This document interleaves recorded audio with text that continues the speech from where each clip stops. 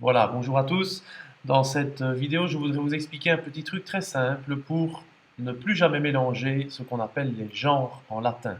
Savoir exactement quel nom a quel genre correspond à quel nom, et ne plus jamais s'en mêler les pinceaux. Voilà, je vous dis ça dans quelques secondes. À tout de suite.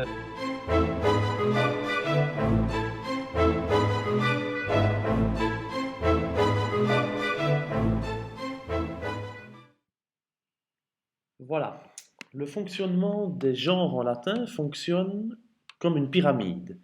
Et c'est pour ça que je vous ai mis les célèbres pyramides d'Égypte en fond. Et ça fonctionne comme une pyramide comme ceci. On a d'abord trois marches pour monter, et puis une fois qu'on arrive au sommet, on redescend d'un coup.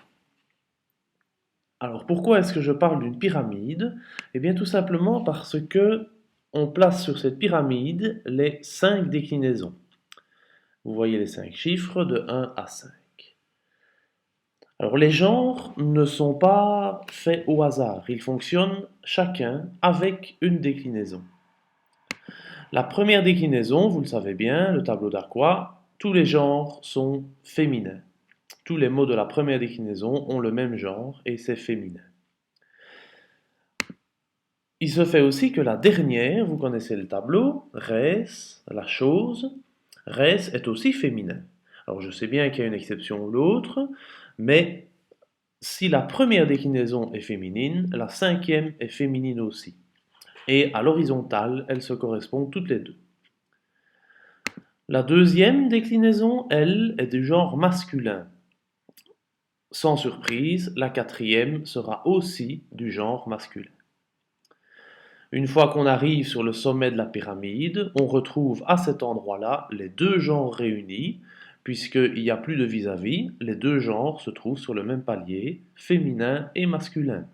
Pater masculin, mater féminin, les deux genres sont réunis au sein de la même déclinaison.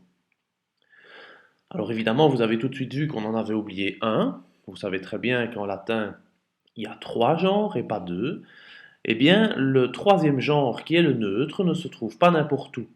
Il se trouve dans la deuxième et dans la troisième déclinaison. Alors, c'est pas un hasard non plus. Il sert à quoi? Il sert à faire correspondre le nombre de genres au numéro de la déclinaison.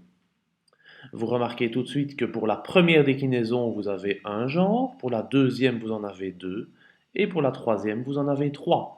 Et quand on arrête de monter, on n'a plus besoin de neutres. Voilà un petit peu le principe général des genres des déclinaisons en latin. Donc, si je résume, le genre de la première et de la dernière déclinaison est toujours le même. Aqua, première déclinaison, res, cinquième déclinaison, sont tous les deux féminins. Dominus et fructus, d'ailleurs vous aurez remarqué qu'ils se terminent tous les deux par us, ce n'est pas un hasard non plus, sont tous les deux masculins. Et dans la troisième, on retrouve le féminin et le masculin réunis. Le nombre de genres est égal au numéro de la déclinaison. Première déclinaison, un genre. Deuxième déclinaison, deux genres. Troisième déclinaison, trois genres.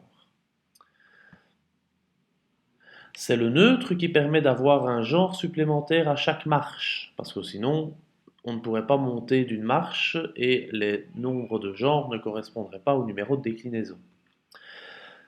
Et quand on redescend, on n'a plus de marche. Donc on n'a plus besoin du neutre, on redescend d'un seul coup jusqu'en bas. Voilà, j'espère qu'avec tout ça, vous n'oublierez plus jamais le genre d'un nom dans une déclinaison. Et je vous dis à bientôt pour une prochaine vidéo. Au revoir.